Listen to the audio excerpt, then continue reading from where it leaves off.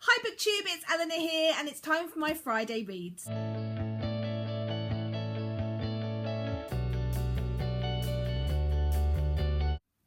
This week I read quite a lot of things, and so I want to quickly talk about my Booktuber Shoutout and then let's get straight into it.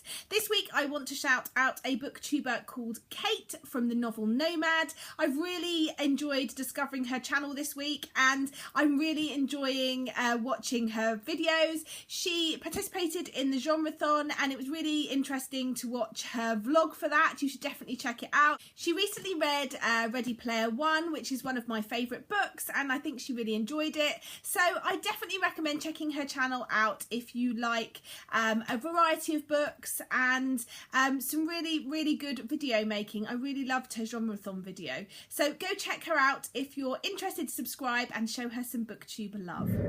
So let's talk about the books that I've read this week. I'm not going to go in order of how I read them. I'm going to go in order of sort of sections. So I'm going to talk about the graphic novels first because they are all from the same series, and that is Sunstone by Stejpan Sejic. I'm really not sure I've said that right, but I read volumes 1, 2, 3 and 4. I'm not going to show you the inside of these because they are quite graphic in sexual content, but I'll see if I can find one. Actually, that page is okay. I really enjoy the artwork of this, and I picked these up mainly because Caitlin from Kitty G recommended that I do, and I really enjoyed it.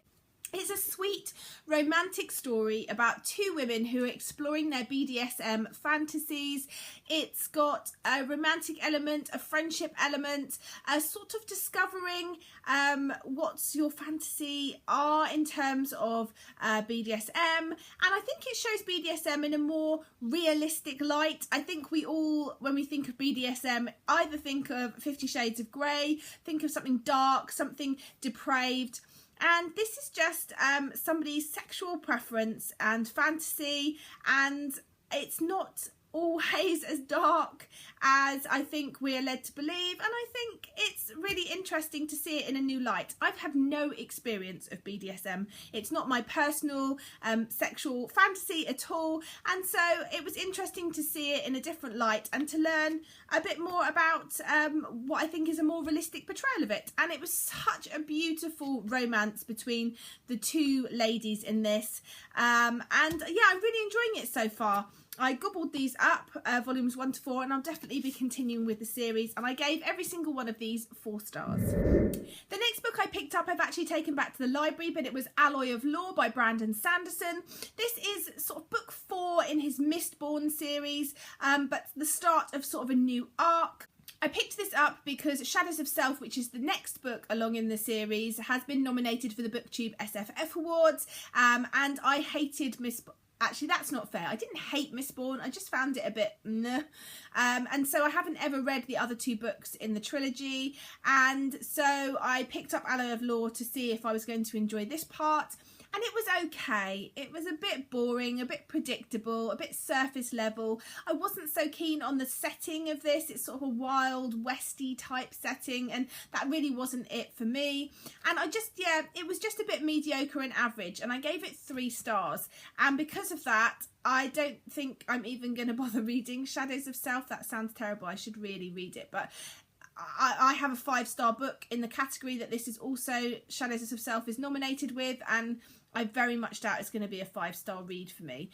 So yeah, a bit disappointed. I was hoping that maybe this would inspire me to sort of pick up more in this sort of world, but it hasn't, unfortunately. So I'll be sticking with Brandon Sanderson's other books in the future. Next up, I finished the Lucky Harbour series by Jill Shalvis. I've taken the 2 books back that were the final 2 in the series to the library, but if you've been watching this channel, you'll know that I have been loving Jill Shalvis' Lucky Harbour series. There's 12 books in the series. It's an adult romancy chick-litty type series set in a small town in America called Lucky Harbour, and each book is about a boy and a girl who meet and fall in love, and obviously there's obstacles, and then they end up together in the end.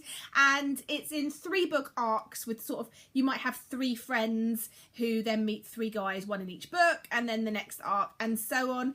And it's just been a joy to read them. They always put a smile on my face. They're the sort of books I gobble up in a day. They're really, really addictive. Book 11 is called He's So Fine, and I think is definitely a contender for my favourite of the whole 12 books. It's about Olivia, who owns a vintage shop in town. It sells clothes and knickknacks and vintage types goods that she sources from different places. And she, it's about her relationship with Cole, who is a part of 3 men that own a sort of boating charter company. And one morning she's on the beach and he falls in the water, and she jumps in to save him, and it starts a relationship. As always, there's hindrances and things that have gone on in their past life that cause them to cause problems between the two, but this one was smouldering and I really enjoyed it, and I gave it 4 stars. The final book in the series is called 1 in a Million, and I really enjoyed this as well. We're following the 3rd man in the charter business and his love interest, Callie, and it's a really good story as well. Not quite as good as He's So Fine, but a really good book nonetheless. A really good story nonetheless.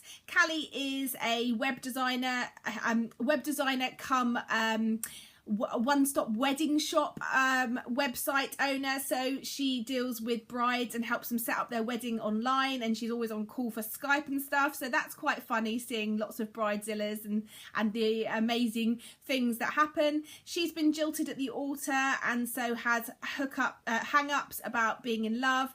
And it's about their relationship, and it was really good as well. And there's not been a book in this series that hasn't given me what I wanted from it, which was just a big old smile and a cuddle and a bit of steaminess in there as well. So I'm really pleased I finished this series up, but now I need to find a new one to scratch that itch. And then the final book that I read this week was a buddy read with the lovely Joss at Scribbles Reads, and we read The Kroger by Eric Axel Sund. This is a mammoth book. It is around 760 pages long, but we split this into about 125 to 150 page chunks and read it over the whole week. It's a very, very complex story, and not one that I could describe the story to you. It's kind of marketed as a thriller, but it's more of a crime story, because you have the Jeanette, who is the police detective, who's one of our main protagonists, as well as a psychologist called Sophia, who is the other main character that we're following. But we are in doubt about who's done it, sort of, so to speak, but it's more about the backstory of these characters, and there are little twists and turns in there, but it's very, very much a look, I feel, into very different mental disorders.